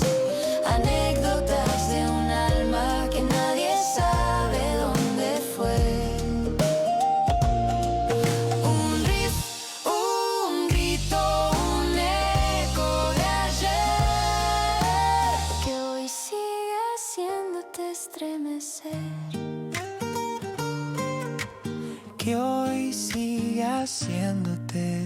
estremecer. Después que se disolvió Sui Generis en el año 1975, se disolvió fundamentalmente porque Charlie ya se había visto en instituciones que buscaba algo más que un dúo acústico, y a Nito Mestre le seguían gustando las canciones más simplonas y más con guitarras. Bueno, tampoco fue la despedida de Sui Generis la de Luna Park. Está vendida, está la película y están los 2 discos que ahora están reeditados también como vinilo, porque en realidad tenían otros compromisos. Se hicieron como 7 u 8 adiós Sui Generis en otros lados, en el interior del país, en Mendoza, en Tucumán y algunos en el sur, y en uno, en el último, que fue el de Montevideo. Pero bueno, cuando se disuelve Sui Generis, Nito comienza una carrera solista con Los Desconocidos de Siempre, y Charly García forma una gran agrupación que fue poco entendida para esa época, que fue La Máquina de Hacer Pájaros, con la cual hizo 2 inmensos discos. Pero se disolvió enseguida. Reitero, no fue una agrupación que de alguna manera la gente, no sé si la entendiera, pero que se acostumbrara a escuchar de Charly García otra cosa. Y entonces, bueno, hubo 2 discos, fueron muy interesantes esos 2 discos. Hoy, mirándolo con la historia, fueron discos realmente increíbles, los 2 discos de La Máquina de Hacer Pájaros. Y en un momento se disolvió, y lo que hizo Charly en el año 1978 fue invitarlo a David Lebón a pasar unos meses en un pueblito muy chiquitito que había en Brasil, y que ahora ya es un pueblo realmente grande y turístico. Estamos hablando de Bucios. Y del tema que vamos a hablar ahora, si hablamos de Serú Girán, porque Charly y David Lebón son 2 de las patas de Serú Girán, junto a las otras 2 patas, el ya fallecido Oscar Moro y Pedrito Aznar. Bueno, vamos a hablar de Seminari. Bueno, en ese momento decíamos que lo que había hecho Charly era invitarlo a Lebón a pasar unos días, que después fueron meses, en Bucios, en Brasil, huyendo de la densa atmósfera de Buenos Aires. Estamos hablando de principios del 78, por más que estuviéramos cerca del Mundial 78, era plena dictadura militar. Y allí se gestó Sui Generis, no, sino Serú Girán. Allí fue el nacimiento de Serú Girán en el año 78 en Bucios. Y Seminari, que si uno busca en alguno de las formas que se dice semilla en italiano, Seminare habla de la simiente, podemos colocarlo ahí, significa semilla, puede ser significar en italiano. Surgió como una balada sinfónica bellísima cantada por Lebón con una sensibilidad única que sirvió de contagio emocional para distintas generaciones, porque hoy chicos de 15 años, chicos de 20 años, gente de 30, de 40 o de más de 50 saben la letra y saben el coro de Seminare. Originalmente Charly, cuando lo invitó a Lebón, lo que hacía era tocar el piano, la guitarra, y componía zanateando en inglés, en un inglés raro, que no era un inglés verdadero, sino que él jugaba con las palabras, hacía distintas cuestiones. Él mismo decía que era un inglés zanateado. Pero cuando muestra una base de eso, de lo que estaba haciendo, a David Lebón en un portaestudio, que tenían un portaestudio que solamente tenía 2 cintas y no podían hacer muchas mezclas, Lebón le pareció fascinante la melodía de lo que después fue Seminare, y adaptó la fonética y le incitó de alguna manera a Charly que le ponga letra. Él lo ayudó, y esas cuestiones zanateadas que estaban en inglés medio raro terminó siendo Seminare, una canción que, repito, traspasó las generaciones y mantiene la musicalidad exacta de lo que Charly se había imaginado al principio. La canción no fue un éxito inmediato en el lanzamiento del primer disco de Serú Girán, porque el disco de Serú Girán, cuando recién salió en la Argentina, se grabó totalmente en Brasil, producido por Billy Bond. En la Argentina no llenaba más de barcitos o teatros de 300 personas, hasta que se produjo el Festival de la Revista Humor en el año 1978, y ellos abrieron primero con Serú Girán, que es como una especie de cantata media larga, y el segundo tema fue Seminare, y el músico David Lebón lo cantó con una emoción tan increíble, cuentan los que estuvieron allí, que el público quedó impactado, de manera que Seminare se convirtió inmediatamente en un éxito que, como decíamos, transversalizó a distintas generaciones. El segundo tema que vamos a contarte ahora, su génesis, tiene que ver con La Rubia Tarada de Sumo. Nos vamos un poco más adelante, 7 años exactamente más adelante, y nos estacionamos en el año 1985. La Rubia Tarada quizás ha sido la patada inicial del álbum debut de Sumo, que se llamaba Divididos por la Felicidad, y que tenía como frontman, como el tipo que iba adelante, a un señor llamado Luca Prodan, que por su prosapia y por su linaje nadie podía pensar qué era o cómo terminó el pobre de Luca Prodan. Venía de una familia de muchísima guita en Gran Bretaña, había estado trabajando mucho tiempo tratando de salir, más la familia se había mudado a Gran Bretaña para que él esté en algún colegio, pero en realidad su familia y él habían nacido primero en Italia y después se trasladaron para que él estudie en Gran Bretaña. Le iba muy mal, lo echaban de los mejores colegios, se escapó y lo que hizo, se hizo adicto a la heroína y huyendo de su familia, pero también huyendo de su adicción a la heroína, llega a la Argentina y llega a un lugar, gracias a un amigo escocés, en el Gran Buenos Aires, que es Hurlingham o Harlingham, como quieran decirle, y ahí empezó a juntar a algunos músicos para mostrarle la música que traía. Y la música que traía, ¿cuál era? Era mucho punk y mucho reggae, que no había ni mucho reggae ni mucho punk en la Argentina. Bueno, así nace Sumo y así nace el primer álbum. Tiene primero un cassette antológico que todo el mundo dice que lo tiene y la verdad que había 100 copias y a lo mejor se copiaron más y desaparecieron, que se llamaba Corpiños en la Madrugada. Ese realmente es el primer trabajo de Sumo, pero el primer LP se llamó Divididos por la Felicidad y abría con La Rubia Tarada. Ellos comenzaron a tocar cuando comenzaban a ser, perdón por la redundancia, a ser un poco conocidos en distintos lugares del circuito under de Buenos Aires, sobre todo en el mítico Café Einstein, y lo que hacía el tema con que abrían el álbum y abrían el tema era una radiografía satírica, ácida y bailable de la noche en Buenos Aires post-dictadura, la plena primavera alfonsinista. La letra, como decíamos, es una crítica feroz y burlona a lo que era la juventud cheta de aquellos momentos. Ustedes saben que durante mucho tiempo fue dividida la juventud entre chetos y rolingas, todavía hay algunas cuestiones, después apareció la división entre los rolingas y el rock chabón, la historia famosa de la división entre los redonditos y soda, pero bueno, en aquel momento La Rubia Tarada tenía que ver con eso, con una profunda crítica a lo que era el chetaje de aquella época de, repito, la primavera alfonsinista de los 80 y que frecuentaba distintas discotecas de moda. Frase como una noche de color en la City porteña o por favor Jabal Marman retrataban el contraste de la crudeza callejera que ellos vivían y que estaban en Hurlingham contra lo que pasaba en el centro o en las discotecas de moda. Al principio la canción se llamaba Una noche en New York City, porque New York City era la catedral de la música. En esos momentos era un boliche que era la catedral de la música disco y de la música bailable de la mitad de los 80. Así que la canción se iba a llamar Una noche en New York City, haciendo referencia a la famosa discoteca que estaba en el barrio de Colegiales, pero la gente de alguna manera empezó a corearla de otra manera, porque cuando arrancaba con La Rubia Tarada.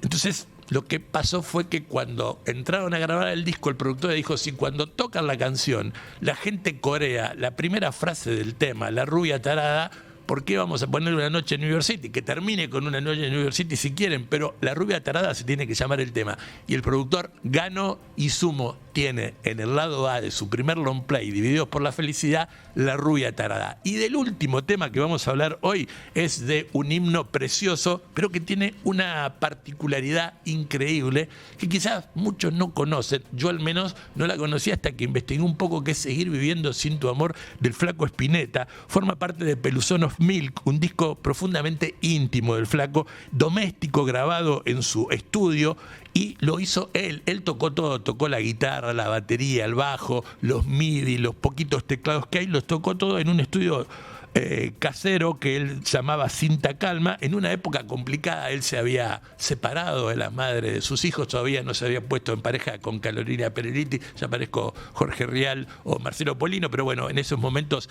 Spinetta estaba en plena separación de la mujer de sus hijos, y él se propuso escribir y armar un disco solito a él. Bueno, de ahí salió Peluzón of Milk, y uno de esos temas lo que era esa joyita que era bastante pop para lo que venía haciendo Spinetta. Spinetta era un tipo que hacía música no rara, pero una música realmente muy compleja, con muchos acordes, con distintas tonalidades. Sin embargo, Seguir viviendo sin tu amor es una melodía realmente muy fácil.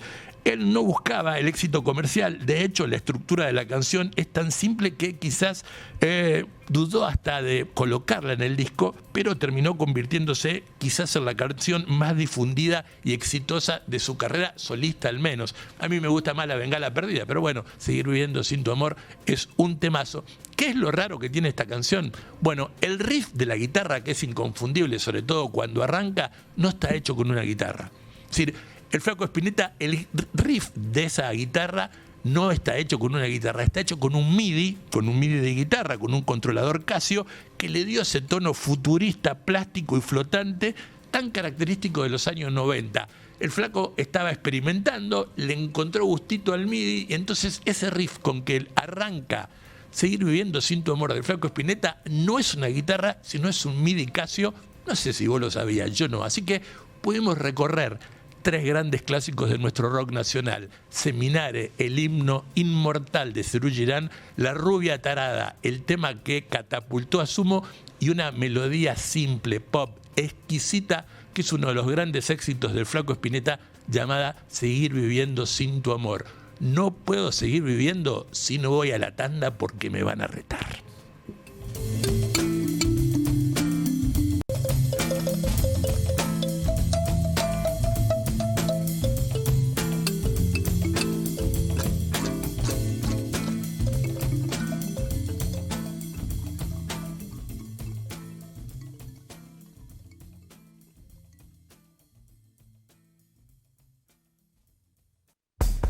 Baco es mucho más que buenos vinos, porque en Vinoteca Baco encontrarás las mejores etiquetas nacionales e importadas de espumantes, whiskies y otras bebidas que vale la pena probar. Y como si eso fuese poco, regalos empresariales, delicatessens y para estos días fríos, una inmensa variedad de chocolates. Vinoteca Baco. Como hace más de 45 años, la esquina del sabor está en Sabio y Pellegrini. En un siniestro vial, el uso correcto del casco puede hacer la diferencia. Recordá que cada casco tiene su talle. Elegí el adecuado para vos. Llévalo correctamente ajustado. Asegúrate de que esté homologado. Reemplazalo ante el primer golpe. Activa tu conciencia. Usá casco. Municipalidad de San Nicolás de los Arroyos. Si tenés un puchito, un canuto o una guita y no sabés qué hacer, capaz te conviene darte un buen baño de inversión en Banco Provincia. Acá podés hacer la plancha con nuestro plazo fijo o invertir con otros en nuestro jacuzzi de fondos raíces. O arriesgarte un poquito más y tirarte un piletazo en nuestros bonos y acciones. Vení, date un baño de inversión y relájate a la hora de invertir tu plata. Conoce más en bancoprovincia.com.ar. Guardería Náutica Marinas del Yaguarón, en la ciudad de San Nicolás. Un espacio totalmente renovado y moderno. Te ofrece un servicio de bajada de embarcaciones personalizado, rápido y sin esfuerzos. 240 camas náuticas disponibles. Estacionamiento incluido.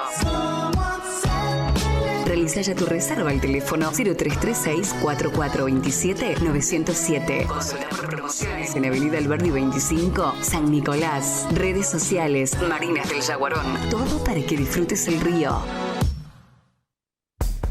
Baco es mucho más que buenos vinos, porque en Vinoteca Baco encontrarás las mejores etiquetas nacionales e importadas de espumantes, whiskies y otras bebidas que vale la pena probar. Y como si eso fuese poco, regalos empresariales, delicatessens y para estos días fríos, una inmensa variedad de chocolates. Vinoteca Baco.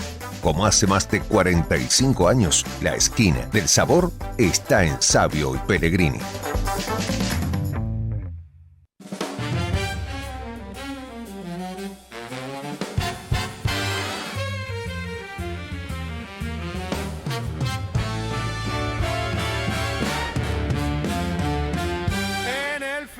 Semana, un libro siempre es una buena compañía. Aventuras, misterio, novelas, ensayos, poesías. No importa si es un clásico o una novedad. No importa si lo relees si hoy abrirlo te animas. Lo importante es que sea buena literatura. Estos son nuestros recomendados de la semana.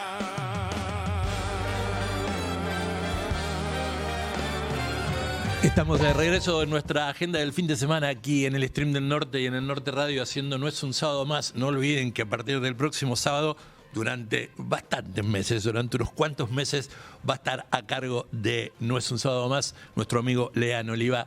Le agradecemos nuevamente a él y por supuesto a toda la producción por el esfuerzo que siempre hacen para acompañarlos. Dijimos que vamos a hablar de buena literatura y vamos a hablar de un libro que tiene unos cuantos años, pero que realmente se sigue vendiendo y se sigue consultando mucho. Y es un libro de James Clear que se llama Hábitos Atómicos. Si vas a un de esos encuentros de coaching o si vas a un encuentro de liderazgo, seguramente alguien hablará de hábitos atómicos de James Clear. A varios años de su publicación original, como decíamos, el libro continúa siendo uno de los libros de no ficción más vendidos aquí en la Argentina, manteniéndose entre los títulos más elegidos por lectores que están interesados fundamentalmente en su desarrollo personal y en fortalecer su personalidad. La obra forma parte de una idea sencilla pero poderosa a la vez, de la cual hemos hablado muchas veces, pero bueno, siempre vale la pena reforzarla, que los grandes cambios no surgen a partir de transformaciones radicales, a través de grandes cosas, que uno no va a poder cambiar todo de golpe y va a ser así inmenso el cambio y va a estar todo de peor a mejor de un día para el otro. Yo siempre hago un chiste, no malo, un chiste que tiene que ver con mi época o cuando yo era bastante pibe, que conocí una samba de César Isela que decía: comenzá por vos mismo que mañana seremos dos. Es decir, la idea era de empezar con cambios chiquititos, hacer cosas simples, transformaciones que valgan la pena, pero que sean realmente tranquilas, que podamos empezar a entender que no todo será un cambio radical desde el primer momento. El autor sostiene que modificar hábitos cotidianos en apenas un 1% por día puede producir resultados extraordinarios a largo plazo.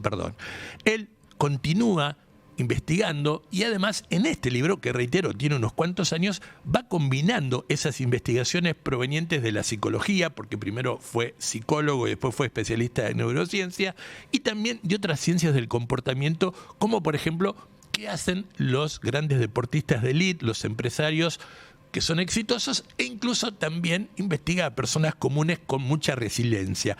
A través de una estructura clara y de una lectura accesible, se explica cómo construir hábitos positivos para eliminar aquellas dificultades en el crecimiento personal y en el fortalecimiento de uno mismo. Uno de los aspectos más valorados por los lectores es su enfoque práctico. Cada capítulo incluye estrategias específicas para aplicar inmediatamente en la vida diaria, desde mejorar la productividad, por ejemplo, de una empresa, de un negocio, de lo que vos querés hacer o de levantarte con más ganas, hasta incorporar rutinas más saludables para tu organismo. Esta orientación hacia la acción explica en gran medida la vigencia de un libro que, reitero, tiene unos cuantos años de aparecido, pero que sigue ocupando un lugar destacado en los rankings internacionales de lectura y también en la Argentina. Se llama Los Hábitos Atómicos y él lo que plantea es que en realidad hay que pensar en chiquito para comenzar a cambiar. Primero hay que darse cuenta que hay algo que no está del todo bien, hay algo que a mí me incomoda, hay algo que a mí me preocupa, hay algo que de alguna manera yo lo que quiero es tratar de cambiarlo para sentirme mejor o hacer sentir mejor a los demás, pero tengo que tener en la capocha y en el alma muy claro que esos cambios, que serán radicales seguramente, tienen que empezar de a poquito. No hay que jugar tanto con creer que la revolución la hacemos en 5 minutos. Vamos a otro que es bastante parecido y que es un libro que está teniendo mucho éxito a tal punto que hace 3 meses está entre los 3 libros más vendidos en la Argentina. Estamos hablando del Camino del Artista de Julia Cameron, uno de los títulos extranjeros que, como les decía, están entre los 3 más vendidos en la Argentina durante el último mes. Se llama decíamos recién, El camino del artista, y está considerado una obra de referencia para quienes buscan desarrollar su creatividad. Atención con esto porque es muy interesante. Yo lo hojeé el libro, no lo leí porque lo tiene alguien que yo conozco, y tiene una especie de fórmulas de recetas de médico, pero no escritas con letra, por supuesto, manuscrita, pero muy interesante. El libro figura, como decíamos, entre los 3 más vendidos en la Argentina y mantiene una influencia que atraviesa generaciones de lectores. ¿Qué es lo que pasó? El libro es nuevo en esta edición, pero originalmente ella, la primera vez que escribió El camino del artista fue en el año 1992 y después siguió poniendo, por ejemplo, El camino del artista para padres, El camino del artista para artistas, de pianistas, El camino del artista para deportistas, y después fue compilándolo todo en una edición que ahora se está agotando en cada librería que vas a preguntar por él.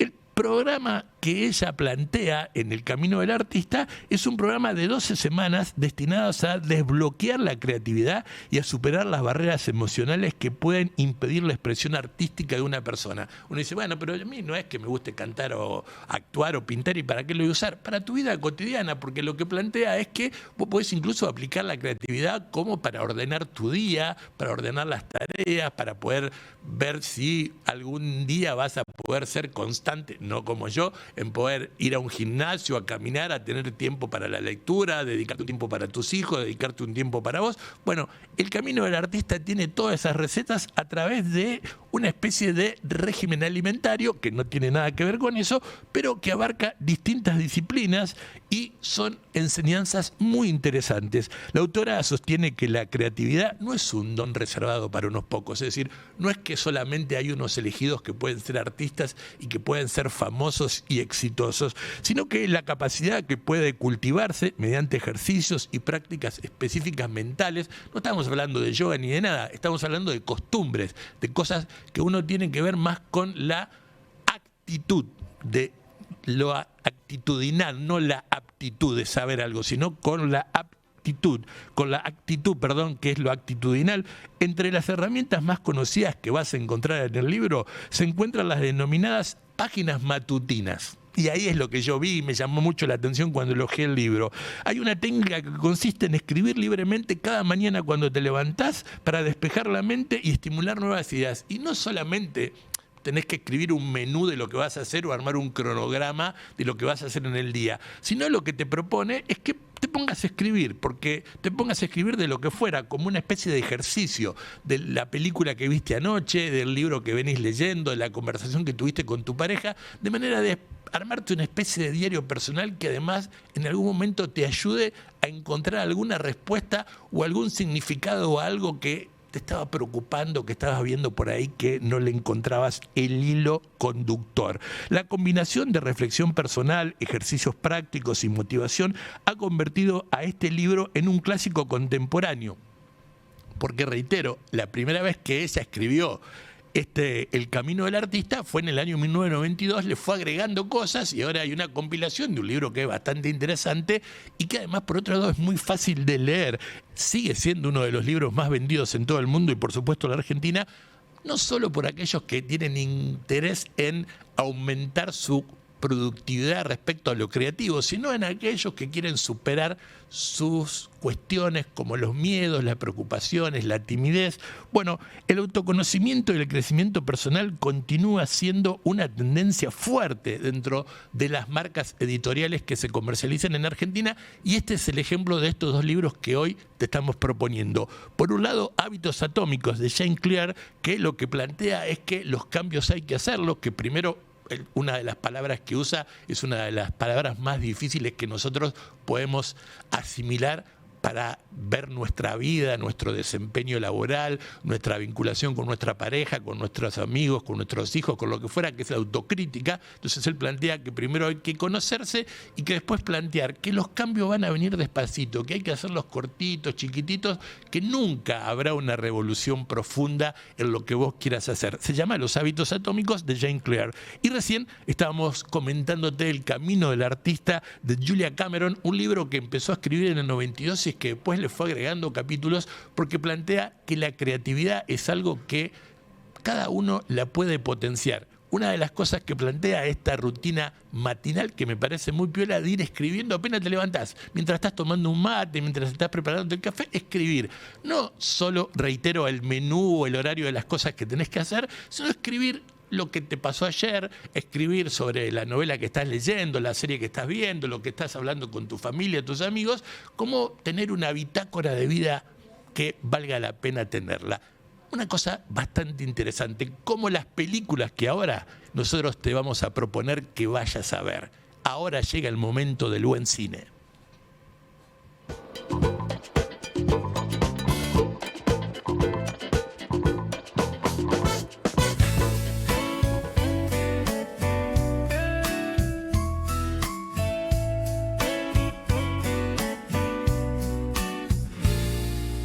Nuevas o clásicos para reírse o emocionarse,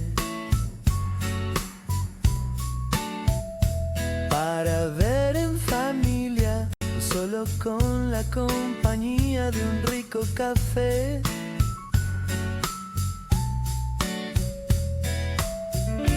No hay excusas, no te las pierdas.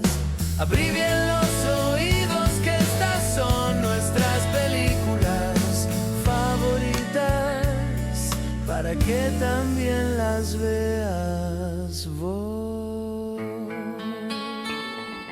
Y hoy trajimos para recomendarles 2 películas románticas para que se acurruquen con su pareja, para que la puedan ver en pareja y que puedan disfrutarlas tranquilamente en una nochecita de estos fríos inviernos que estamos pasando. Es uno solo el invierno, no sé por qué lo puse en plural. Bueno, el primero es Romance de Oficina, una película que está dando mucho que hablar y que directamente del cine pasó a la plataforma y tuvo mucho éxito porque es una de las producciones románticas más exitosas y comentadas de la última semana. Es Romance de Oficina, una comedia, reitero, romántica que está protagonizada ni más ni menos que por Jennifer López y por Bert Delman. Tras su estreno, la película alcanzó rápidamente el primer puesto directamente en las plataformas en numerosos países y se convirtió en uno de los fenómenos del mes. La historia gira en torno a 2 compañeros de trabajo cuya relación profesional comienza a transformarse en una inesperada historia de amor, aunque ellos no quieran, y por otro lado porque creen que en la empresa no se ve bien que haya parejas. En muchas empresas, no solamente en lo de la película, se ve bien que entre los propios compañeros de trabajo no haya pareja, porque si hay una historia de amor, ¿por qué no puede haber una pareja? Pero bueno, qué sé yo, cada empresa con sus modos de laburo. La película apuesta por los elementos clásicos del género: encuentros fortuitos, diferencias en la personalidad, diálogos ágiles y una fuerte química entre los 2 protagonistas, tanto en Jennifer y en Brett. Uno de los aspectos más valorados por el público fue precisamente el carisma que tiene Jennifer López en esta película, que quizás sea la mejor de todas las que ha hecho, porque no venía haciendo buenas películas, la verdad. Jennifer, que canta quizás mejor que actúa, regresa a un terreno que conoce bien después de haber protagonizado algunas que otras comedias románticas populares en las últimas décadas.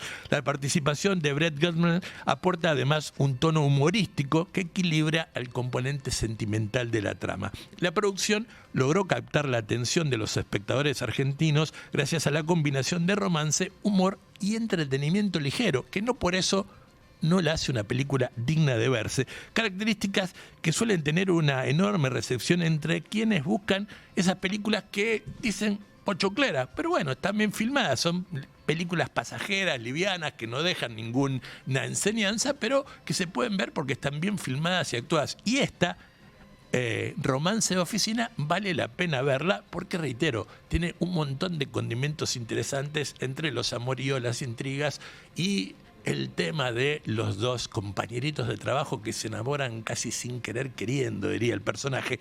Y la otra que vamos a hablar es una película tana, pero que también es bien romántica, se llama Love Me, Ámame, Ámame. Es una película que tiene una repercusión increíble en los últimos meses en distintos países del mundo. Love Me es una producción italiana que ya está estrenada en la Argentina, ya está disponible. Está basada en una novela juvenil, digamos, casi al estilo de las novelas que hacía Cris Morena acá. Bueno, si sos una adolescente o una joven o una treintañera que viste durante mucho tiempo las series y las cosas que hacía Cris Morena, acá te vas a encontrar con muchas cuestiones que casi vienen de la factoría de Cris Morena. La cinta, esa cinta juvenil, esa novela juvenil, se convirtió en una de las propuestas románticas más comentadas en el público italiano entre los años 2000 y 2010. La historia sigue a June, una adolescente que intenta reconstruir su vida después de una terrible tragedia familiar que la deja, pobrecita, realmente mal. Te dan ganas de abrazarla. ¿Qué le pasó? No, tampoco te lo voy a contar a eso. Tenés que ver la peli. No te voy a contar lo que le pasó a June. Bueno, ¿qué pasa? Cuando ella se muda de su pueblito a Milán, conoce a Will, que es un estudiante brillante, aparentemente perfecto, quien desarrolla una marcada relación que tienen secretos, que también tienen emociones encontradas, que tienen cosas contradictorias y que tienen también desafíos personales, porque acá siempre entran a jugar la familia respecto a qué piensan si un chico adinerado o una chica adinerada se junta con alguien que no es de su linaje. La película se distingue por una estética cuidada, escenarios urbanos italianos que son preciosos, atractivos, y una narrativa orientada a las emociones de los protagonistas. El éxito se apoyó, vuelvo a decir, en la serie que hubo entre el 2010 y entre el 2000 y el 2010, sobre todo después cuando llegó a las plataformas digitales y después cuando comenzó a correrse por las redes digitales pequeños tráiler de que se estaba grabando la película, donde se acumularon millones de views cuando empezaron a aparecer, como te decía, los tráilers de esa película. Además de la historia romántica, el film aborda temas como el duelo, la amistad, la búsqueda de la identidad, elementos que lo hacen todavía al fin un poco más atractivo, más allá del público habitual del género. Podés verla con tu hijo o tu hija adolescente sin problema. La combinación de drama y romance siempre va bien y permite que las posicionara a la película como una de las más vistas últimamente alrededor del mundo. Se llama Love Me, una comedia romántica italiana que vale la pena ver, y también romance de oficina con Jennifer López, que vuelve a actuar y esta vez parece que le va bien. A nosotros nos irá mejor si le vamos a contar un par de noticias chiquititas raras. Extraño,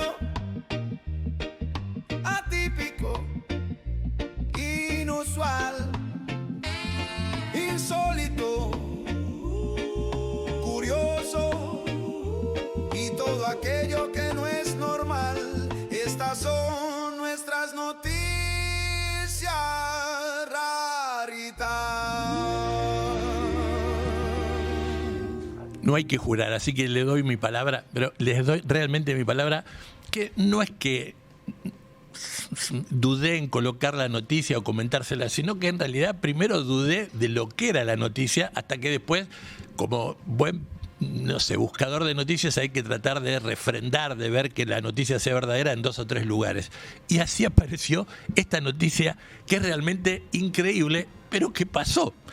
Se produjo o se hizo la primera carrera de espermatozoides que se convirtió en un deporte internacional. Hubo una carrera de espermatozoides. ¿Usted lo está escuchando? Sí. Bueno, yo cuando lo leí, digo, esto más que una fake es una broma. Resulta que después fui a buscar otro lado y estaba. Me fui a un diario norteamericano para verlo y traducirlo y también estaba. Y así fue, entre las noticias más sorprendentes que nos dejó el mes de junio, que hace poquito terminó, parece salida de la ciencia ficción, pero no. Hubo una carrera de espermatozoides observada en tiempo real mediante tecnología microscópica avanzada. Claro, porque fue lo primero que pensé.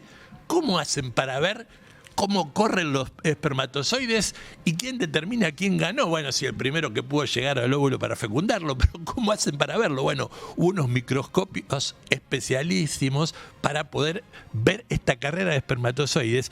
El evento se desarrolló, por supuesto, donde se desarrollan todas las cosas más locas del mundo, en los Estados Unidos, y enfrentó a distintas muestras biológicas de distintos participantes, de distintas personas.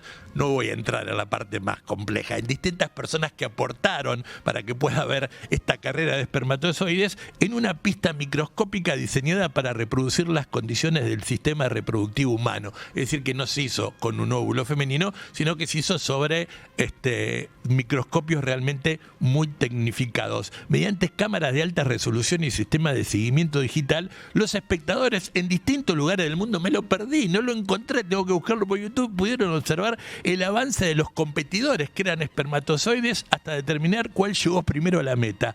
La iniciativa fue presentada por sus organizadores como una forma de generar conciencia sobre la fertilidad masculina y promover la investigación científica. Sin embargo, la propuesta llamó también la atención por su carácter extravagante. Hubo miles de personas que siguieron la transmisión por YouTube y además las imágenes se viralizaron rápidamente en las redes sociales. Sorprendieron que hubo una combinación de elementos científicos, deportivos y de entretenimientos, también de estadísticas, de repeticiones. Hubo comentaristas como Macaya Márquez, no era Macaya, pero había gente que comentaba qué pasaba en la carrera de espermatozoides y también se detectó que hubo apuestas ilegales. Es increíble esta noticia, realmente es así. Hubo apuestas ilegales entre los espectadores sobre cuál sería el espermatozoide ganador.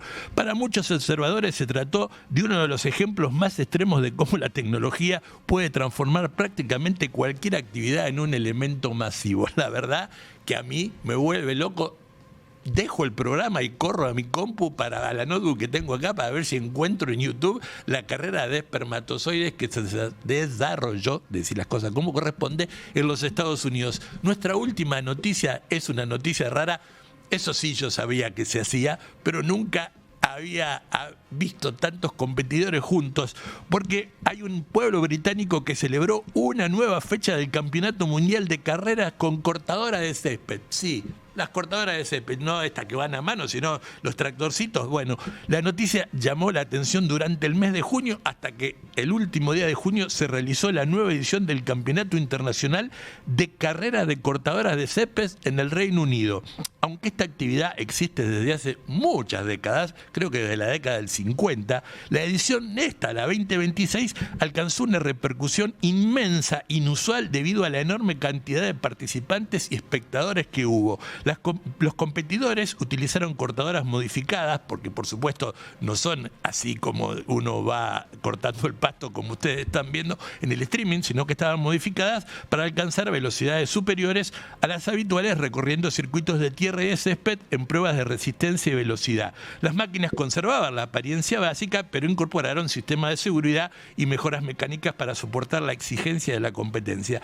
Las imágenes de decenas de personas corriendo, conduciendo cortadoras de césped a gran velocidad provocaron sorpresa en todo el mundo. Yo ya sabía que había esto, así que no necesito ir a YouTube. Muchos usuarios en redes sociales creyeron que se trataba de una broma o de una recreación humorística, pero no. Existe el Campeonato Mundial de Corredores de cortadores de césped, cuando en realidad es un campeonato auténtico con reglamento, categorías y pilotos especializados que además tienen que usar, como ven, casco. El evento reunió a participantes de distintos países y demostró que existen comunidades deportivas organizadas alrededor de actividades extremadamente inusuales. Más allá de la competencia, la jornada incluyó además actividades familiares y una feria temática dedicada al mundo de la jardinería y a la mecánica. ¿Y saben quién ganó? A alguien que yo no sé dónde tiene césped, porque ganó alguien de Noruega, goleador como Haaland. Ojalá que no nos toque que Haaland no haga algún lío en el Mundial, pero bueno, goleador como Haaland, ¿será no lo sé. Un ganador hubo en este campeonato mundial de cortadora de césped, sí, y fue noruego. Y por otro lado, en Estados Unidos se desarrolló la primer competencia internacional de carreras de espermatozoides y hubo un ganador y todo. Y además se combinó la ciencia con el entretenimiento, con la búsqueda que hubo dando vueltas en el mundo para verlo por YouTube y las apuestas ilegales. El mundo está cada vez más loco y nosotros formamos parte de esto. ¿Quiénes formamos parte de esto? No de la locura del mundo, sino de No es un sábado más. Belén Nardoni en la dirección de cámaras, Leo Guerra es el señor del sonido, la producción musical de Tadeo Sberlo, la producción integral es de Judith Coronel y yo me despido hasta la mitad de octubre, más o menos. A partir del próximo sábado va a estar Lean Oliva dirigiendo, dándole marcha poniendo a punto cada fin de semana en nuestra agenda semanal, aquí, en el Stream del Norte y en el Norte Radio, como cada sábado a partir de las 10, a partir del próximo sábado hasta octubre, va a estar Lean Oliva acompañado por Tadeo Esberlo. Muchísimas gracias. Gracias a Belu, gracias a Judith, gracias a Leo siempre por el apoyo que me dan. Nos encontramos nosotros en octubre. Vamos a hacer algunas apariciones de donde estemos, no para que nos extrañen, sino para poder contarles algunas cosas interesantes.